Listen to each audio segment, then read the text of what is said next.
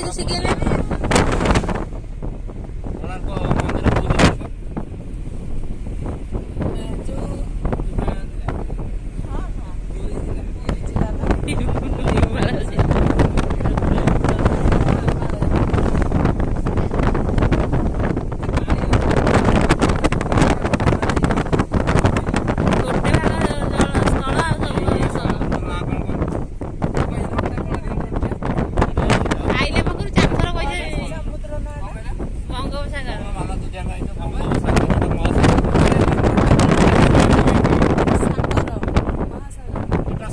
ସାଗର ମହାସାଗର ବଙ୍ଗ ମହାସାଗର ହଁ ଆମର ଓଡ଼ିଶାର ପୂର୍ବ ଦିଗରେ କୋଉ ସାଗର ଅଛି? ବଙ୍ଗୋପସାଗର।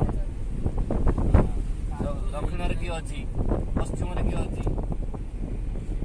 ପୂର୍ବରେ କିଏ? ଉତ୍ତର କିଏ? ଜାଣିବୁ ନା ସବୁ ଜାଣିଲେ ମାନେ ପଶ୍ଚିମରେ ଆରବ ସାଗର। ଆମ ଓଡ଼ିଶାର ପଶ୍ଚିମରେ ହଉଛି, ଦକ୍ଷିଣରେ ହଉଛି ଆନ୍ଧ୍ରପ୍ରଦେଶ, ପଶ୍ଚିମରେ ହଉଛି ମଧ୍ୟପ୍ରଦେଶ।